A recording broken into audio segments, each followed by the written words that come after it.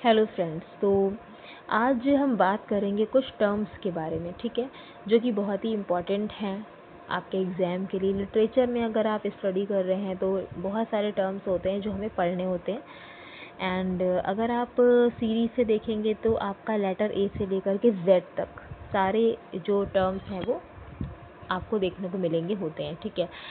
तो ऐसे कुछ कुछ टर्म्स के बारे में आज कोई स्लाइड नहीं है, कोई पीडीएफ नहीं है, कोई नोट नहीं है, बस ऐसे ही इंफॉर्मेशन के लिए। और जो मैं बोल रही हूँ उसको आप सुन सकते हैं एंड उसको आप ऐसे ही रिवाइज़ भी कर सकते हैं। अगर आपको पहले से वो चीज़ें पता हैं तो रिवाइज़ हो जाएंगी, कुछ लिखना नहीं है एंड चाहे तो लिख भी सकते हैं, कोई ऐसी बात नहीं है, ठीक है। तो जैसे कि एक आपने सुना होगा टर्म बैथोस, ठीक है। बैथोस आपने एक टर्म सुना होगा, ओके, बैथोस।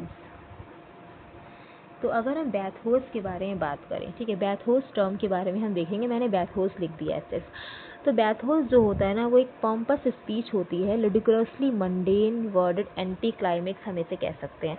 बैथोस को हम एंटी क्लाइमेक्स कह सकते हैं। बैथोस का मीन्स होता है कि आपने मान लीजिए पहले किसी की एकदम तारीफ़ की और आपने एकदम तारीफ़ करते करते आपने तारीफ़ में ऐसे एग्जाम्पल आपने यूज़ किया जो बहुत ही चीप है, मतलब वो तारीफ़ के काबिल नहीं है। आप कह सकते हैं कि आपने तारीफ़ करते करते उसकी इंसल्ट कर देना, तो उसको हम कह सकते हैं कि बैथोस, मतलब कि एंटी क्लाइमेक्स कर दिया। एक होता है ना क्लाइमेक्स के ऊपर चढ़ते हुए जाना, एंड आपका एंटी क्लाइमेक्स होता है। एंटी क्लाइमेक्स की आपने बिल्कुल नीच एकदम उसको दिखा दिया, चीप दिखा दिया, एकदम गिरता हुआ दिखा दिया आपने, तो वो बैथोस होता है। आई थिंक आप ले पा रहे होंगे मेरे वर्ड्स को, तो वो बैथोस होता है, ठीक है। तो ये तो हो गया इसका मीनिंग। एंड अगर हम बात करें कि बैथोस वर्ड्स आया कहाँ से है, तो ये अलेक्जेंडर पोप ने दिया है बैथोस वर्ड को। 1727 में दिया था, 1727 में दिया था, ठीक है। और इनका एक ऐसे था पैरी बैथोस, पैरी बैथोस में दिया था, ये ध्यान रखना है, ठीक है। तो ये आपका होता है बैथोस। अच्छा, इसके बाद हम देखें तो बीट राइटर्स एक टर्म होता है, ठीक है, बीट राइटर्स, ठीक है। बीट राइटर्स के बारे में समझ लेंगे और अगर आपको पता है तो सुन लेंगे, और चाहे तो आप जो मैं बोल रही हूँ उसको आप नोट भी कर सकते हैं। बीट राइटर्स में देखेंगे तो ग्रुप होता है पोएट्स का, नॉवलिस्ट का, जो आपका ईयर है 1945 से 1955 के बीच में, ठीक है। तो ये तो ईयर हो गया कि 1945 से 1955 के बीच का जो टाइम है बीट राइटर्स का, वो एक इनका ग्रुप है पोएट और नॉवलिस्ट का। तो बीट राइटर्स जो होते थे वो, इसके बारे में अगर हम और देखें और इन्फॉर्मेशन देखें तो ड्रम और जर्स की हेल्प से, एकम्पनीमेंट से कॉफ़ी हाउसेस में ये परफॉर्म करते थे। कहाँ पे? कॉफ़ी हाउसेस में परफॉर्म करते थे। और इसमें इनका एटीट्यूड याद रखना है, एक सोशल एटीट्यूड याद रखना है कि anti establishment, anti political, anti intellectual ये होते थे। एंड कॉफ़ी हाउसेस में ये परफॉर्म करते थे। एंड ईयर मैंने बता दिया 1945 से 1955 के बीच की बात है, ठीक है। नेक्स्ट टर्म की बात करेंगे आपका बिल्डंग्सरोमैन, ठीक है, बिल्डंग्सरोमैन, मैं नीचे लिख दे रही हूँ, बिल्डंग्सरोमैन पूरा एक ही में है ये। बिल्डंग्सरोमैन का मतलब होता है, बिल्डंग्सरोमैन एक नॉवेल है, एक टाइप है नॉवेल का, ठीक है, स्पेशल काइंड ऑफ नॉवेल, इसको नॉवेल ऑफ एजुकेशन भी कहते हैं। एंड इसमें हम देखेंगे बिल्डंग्सरोमैन में ये होता है कि साइकोलॉजिकल नॉवेल होता है। जैसे कि जैसे कि कोई बच्चा है एंड वो ग्रोथ कर रहा है हल्के हल्के, तो उसका एक ग्रोथ हो रही है साइकोलॉजिकल, वो ग्रोथ कर रहा है, यूथ से एडल्टहुड की तरफ जा रहा है, ठीक है, चाइल्ड से वो मैच्योरिटी की तरफ जा रहा है, तो उसी को हम कहते हैं बिल्डंग्सरोमैन, ठीक है। इसमें जिस नॉवल में इस चीज़ को एक्सप्लेन किया जाता है, लाइक वो मैच्योरिटी को गेन कर रहा है, ठीक है, पहले वो ऐसा था वो ऐसा हो रहा है, मतलब एक ग्रोथ उसके अंदर हमें देखने को मिल रही है, तो हम उससे कहेंगे वो बिल्डंग्सरोमैन होता है। एंड इसको कमिंग ऑफ एज नॉवल भी कहते हैं। एंड इसका एग्जाम्पल हम ले सकते हैं जैसे कि चार्ल्स डिकेंस का डेविड कॉपरफील्ड, तो ये बेस्ट एग्जाम्पल है बिल्डंग्सरोमैन के लिए। एग्जाम्पल आप और भी सेट कर सकते हैं, अगर आपको पता है तो बहुत अच्छी बात है, कमेंट्स भी कर सकते हैं, लेकिन ये इसका बेस्ट एग्जाम्पल है चार्ल्स डिकेंस का डेविड कॉपरफील्ड, ठीक है। नेक्स्ट हम ले सकते हैं, ठीक है, नेक्स्ट हम पुलित्ज़र प्राइज़ को ले सकते हैं, ठीक है। पुलित्ज़र प्राइज़ ये भी एक टर्म है, हम कह सकते हैं कि पुलित्ज़र प्राइज़ के बारे में भी बात हो जाती है या पूछ लिया जाता है एग्जाम्स में। देखिए, पुलित्ज़र प्राइज़ के बारे में इतना ध्यान रखिए कि कोलंबिया यूनिवर्सिटी के द्वारा दिया जाता है। न्यूयॉर्क सिटी, ठीक है, कोलंबिया यूनिवर्सिटी न्यूयॉर्क सिटी के द्वारा ये दिया जाता है, ठीक है। एक पब्लिक सर्विस अगर आपने कोई की है या आपने कोई अचीवमेंट किया है अमेरिकन जर्नलिज्म में, लेटर्स में, म्यूज़िक में, fellowship are also awarded, fellowship है आपकी कोई, तो इसके लिए आपको अवार्ड दिया जाएगा। तो यहाँ पर हमें ये चीज़ याद रखनी है, ठीक है। आई थिंक $5 लाख होता है इसके लिए। $5 लाख ही है ये, आप थोड़ा सा देख लीजिएगा, बता भी दीजिएगा मुझे, वैसे $5 लाख ही है। तो Pulitzer prize Columbia university New York city याद रखेंगे, $5 लाख याद रखेंगे। एंड इसके अलावा जो पब्लिक सर्विस आपने किया है या कोई फेलोशिप है तो उसके लिए दिया जाता है ऑब्वियस, ठीक है। या कोई अचीवमेंट आपने किया है इन अमेरिकन जर्नलिज्म, तो उसमें भी हम कह सकते हैं कि पुलित्ज़र प्राइज़ को दिया जाता है, ठीक है, ओके। तो इसके बाद हम नेक्स्ट टर्म को अगर हम देखें तो बहुत सारे टर्म्स होते हैं। एंड नेक्स्ट टर्म हम देख सकते हैं कि एक होता है असाइड, ठीक है। ये एक डिवाइस भी होती है जो ड्रामा में यूज़ करी जाती है, असाइड। असाइड का मतलब होता है talk to oneself, talk to oneself means we can say that few words और a short passage spoken in an audience, ठीक है, that the other actors are not suppose to hear, मतलब कि other जो actors हैं वो नहीं सुन रहे हैं, आप ऑडियंस को एड्रेस कर रहे हैं, ठीक है, लेकिन अदर एक्टर्स जो हैं वो उसको नहीं सुन रहे हैं, तो वो हम कह सकते हैं कि वो असाइड होता है। क्या होता है? असाइड होता है। अच्छा, एक होता है आपका एलिगरी। क्या होता है? एलिगरी होता है, ठीक है। एलिगरी का मीन्स होता है, देखिए एलिगरी में हमें क्या क्या चीज़ें, वैसे देखिए किसी भी टर्म में अगर आप देखेंगे तो बहुत लेंदी है, इतना पढ़ने को है कि आप पढ़ते ही रह जाएंगे, लेकिन हमें इतना सारा लेंदी वे में नहीं पढ़ना क्योंकि हमें और भी चीज़ें पढ़नी है, ठीक है। तो आप मेन चीज़ याद रखिए। जैसे एलिगरी में आप क्या ध्यान रखेंगे, जैसे मैं इसीलिए मैं आपको एक शॉर्ट एक ब्रीफ में मैं आपको बता रही हूँ कि उसमें मेन पॉइंट है क्या, ठीक है। तो जो आपको मेन एकदम याद रखना है, जैसे एलिगरी है तो एलिगरी में आप ध्यान रख लीजिए कि इसमें सिंबॉलिक मीनिंग होता है। कोई भी चीज़ प्रत्यक्ष आपको नहीं बताई जाएगी, ऑब्वियस स्पष्ट नहीं बताई जाएगी, लाइक एक आपको हिडन मीनिंग होगा, एक सिंबॉलिक मीनिंग होगा, कोई आपको क्लियर मीनिंग नहीं आएगा, वो आपको निकालना पड़ेगा, ठीक है। वो इसी का मतलब है एलिगोरी, मतलब रूपक, ठीक है। रूपक में यही होता है ना कि मतलब एक एग्जाम्पल के थ्रू या फिर किसी और चीज़ का यूज़ करके हम उस चीज़ के बारे में बताते हैं, तो दैट इज़ एलिगरी, मतलब एक सिंबॉलिक मीनिंग है, हिडन मीनिंग है, ठीक है। तो वो आपका एलिगरी होता है, ठीक है, वो आपका एलिगरी होता है।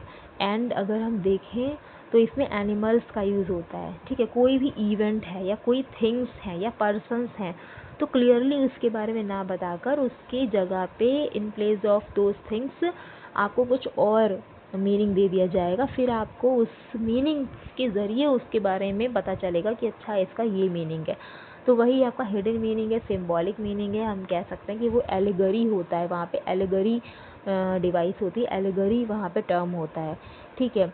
जैसे कि यहाँ पे एनिमल्स का भी यूज़ करते हैं, ओके। जैसे कि एनिमल फार्म, एनिमल फार्म जो है वो एक एलिगरी है, ओके। जॉर्ज ऑरवेल का एनिमल फार्म, जॉर्ज ऑरवेल का 1945 में आया था, ये एक एलिगरी है, जॉर्ज ऑरवेल ने दिया था। तो इसमें एनिमल्स का यूज़ करा गया है, कुछ रशियन जो पब्लिक है उसको कुछ डिमॉन्स्ट्रेट करने के लिए, ठीक है, वहाँ पे यूज़ करा गया है। और एलिगरी का जो मोटिव होता है वो ये होता है एट लास्ट कि कोई मोरल देना, हमें कोई मोरल लेसन देना है, कुछ मोरल देना है हमें लास्ट में आकर के, तो मोरल निकलना चाहिए उसमें एलिगरी में, ठीक है।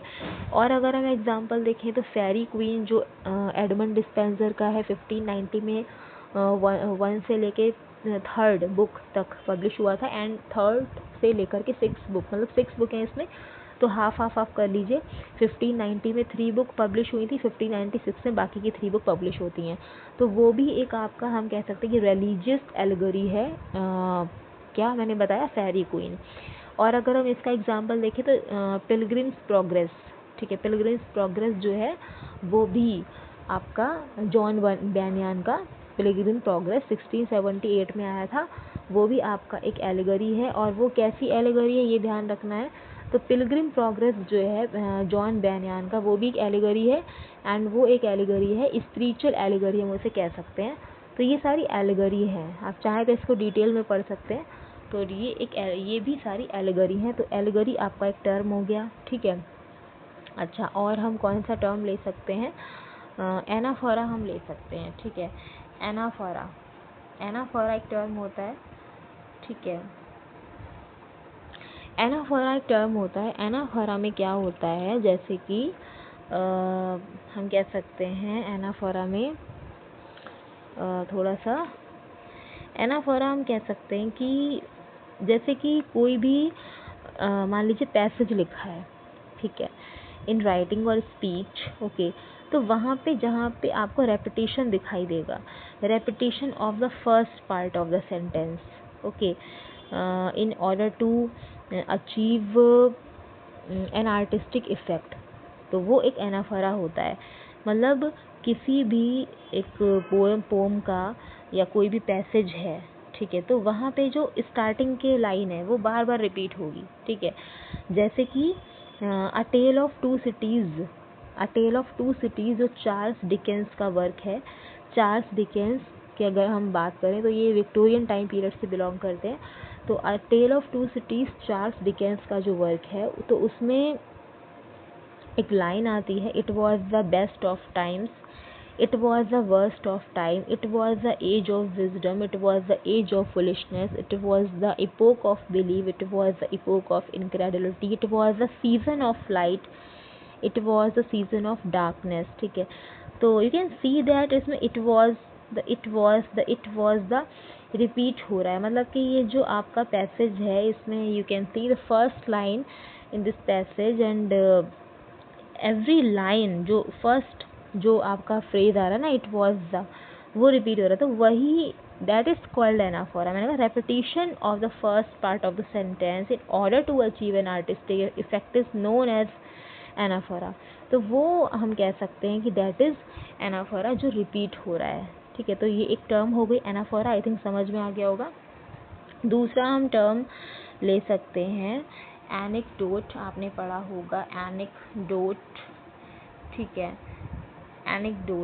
एनेक्डोट होता है शॉर्ट एंड इंटरेस्टिंग स्टोरी। ये बिल्कुल ऐसे ही लिखा हुआ आता है। अच्छा, अगर आप इसको देखेंगे एग्जाम में तो बिल्कुल यही लिखा है, a short and interesting story और एन अम्यूजिंग इवेंट, ठीक है, often propose to support demonstrate some, इस तरीके से कुछ है। मतलब जिसमें आपको रीडर्स एंड लिसनर्स जो हैं लाफ, मतलब हंसी आए उनको, ठीक है। तो वो एक इंटरेस्टिंग या हम कह सकते हैं अम्यूजिंग सी स्टोरी होती है, तो दैट इज़ कॉल्ड एनेक्डोट, वो आपका एनेक्डोट होता है। तो आई थिंक बहुत सारे टर्म्स हो गए।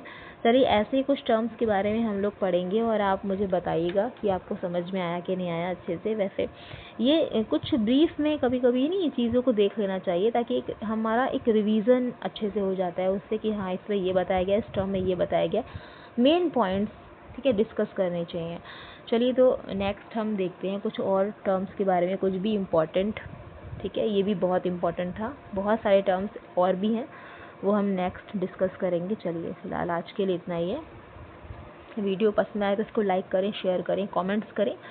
चलिए, बाय बाय, टेक केयर।